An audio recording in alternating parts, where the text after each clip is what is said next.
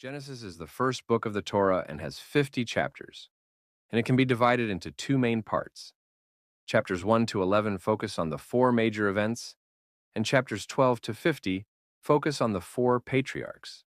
The first half of the book is called the Four Events, and the story unfolds in order with the four events of creation, the fall, the flood, and the Tower of Babel.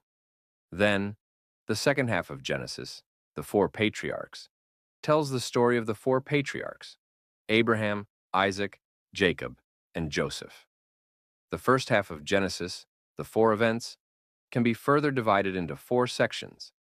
Chapters 1 and 2 deal with creation, chapters 3 through 5 deal with the fall, chapters 6 through 10 deal with flood, and chapter 11 deals with the Tower of Babel. First, chapters 1 and 2 deal with creation, where God creates the heavens and the earth and creates human, the purpose of creation. Chapters 3 through 5 are about the fall of man after creation. First, the first man, fallen Adam, then his son, fallen Cain, and then the fallen mankind, which is best remembered by picturing the progressive spread of sin. Chapters 6 through 10 then deal with God's judgment of mankind with the flood as a result of the previous fall, and you can recall the sequence of events. First, the flood is foretold by God. Then the flood judgment is carried out, and finally God ends the flood for restoration. Then God affirms his love for mankind through the rainbow covenant, and then Noah's descendants, restored after the flood, multiply again.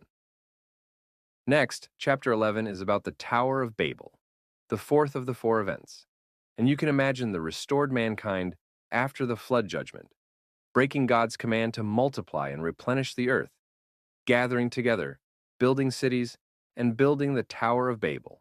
The second half of the book deals with the four patriarchs and is recorded in chapters 12 through 50.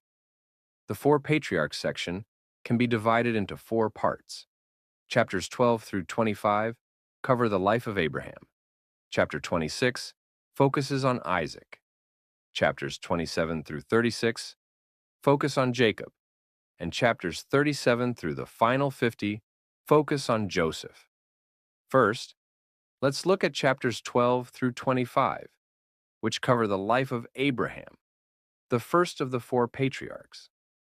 Abraham's life can be further divided into four parts. Chapters 12 through 14 are about his nephew Lot. Chapters 15 through 17 are about Abraham's covenant with God. Chapters 18 through 20 are about Sodom and Gomorrah, and chapters 21 through 25 are about his son Isaac. Let's take a closer look at the chapters that relate to Abraham's life. First, chapters 12 through 14 are about his nephew Lot. It covers Abram's calling, his journey through Canaan, down into Egypt, and then back up into Canaan. Lot's subsequent separation from him, due to an increase in wealth, Abram's move to Hebron, and Abram's rescue of Lot from war captivity. Next, chapters 15 through 17 are the theme of covenant in Abraham's life. First, God makes a covenant with Abram and signs the covenant with a burning lamp. Then Abram fails to fulfill the covenant by giving birth to Ishmael, relied on human effort because he couldn't wait. And then God instructs Abraham to circumcise himself as a sign of the covenant, so that he can be reminded of the covenant every day and keep it fully. The next 18 through 20 chapters deal with the theme of Sodom and Gomorrah in Abraham's life. First, God foretells that he will destroy Sodom and Gomorrah. They are forewarned that God will destroy them because of their sinfulness, and then he destroys them. And so Abraham, who saw the destruction of Sodom and Gomorrah from nearby Hebron, leaves Hebron and moves to Gerar to live. Chapters 21 through 25 are the theme of Isaac in the story of Abraham's life, and both Abraham and Isaac appear at the same time. First, Isaac's birth according to God's covenant. Then, Abraham's alliance with Abimelech, king of Gerar, and his sojourn in Beersheba, followed by Abraham's offering of Isaac as a burnt offering according to God's word, and then centered on the marriage of Isaac, Before that, the death of Sarah, Isaac's mother, and after that, the death of Abraham. Next, chapter 26 is a one-chapter story centered on Isaac. His move to Gerar, where he tricks people into thinking that his wife is his sister, his dispute with the people of Gerar over wells, and his move to Beersheba as a result of the dispute in Gerar. The next 27 through 36 chapters are the Jacob-centered stories, again divided into two parts: the flight in chapters 27 through 30, and the return in chapters 31 through 36. First, chapters 27 through 30 are the theme of Jacob's flight in the Jacob-centered story. First, Jacob has stolen Esau's birthright by trickery, and fearing retribution from his brother Esau, Jacob leaves Beersheba and flees via Bethel to Haran, where his maternal uncle Laban lives, and finally arrives in Haran.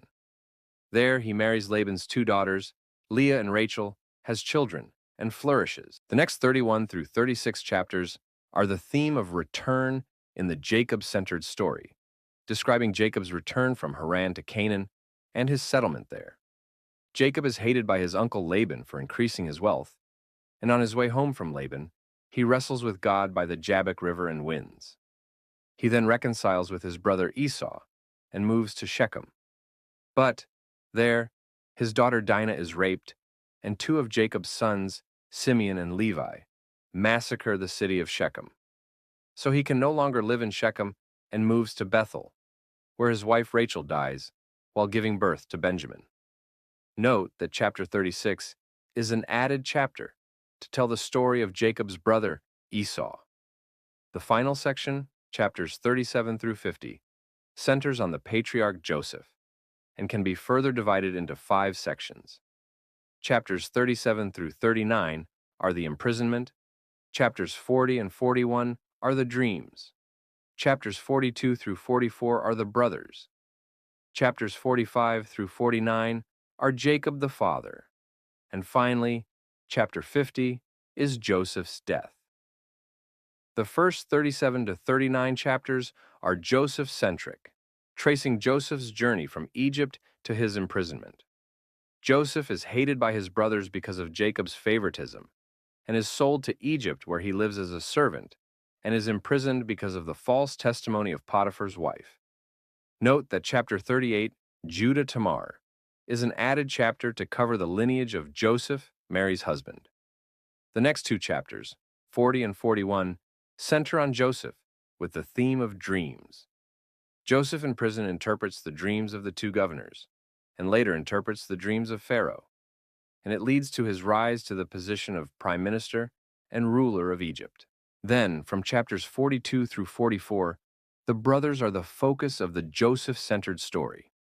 It tells the story of how Jacob, suffering from famine, sends Joseph's brothers to Egypt when he hears that there is grain in Egypt, and their 2 visits to Egypt, and how Joseph tests his brothers by putting a silver cup in Benjamin's sack in order to leave his full brother Benjamin, who accompanied them on the 2nd visit in Egypt. In the next 45 through 49 chapters, Joseph's father Jacob is the focus of the Joseph-centered story. After revealing his identity to his brothers, Joseph invites his father Jacob to Egypt to reunite with him, and Jacob settles in Egypt.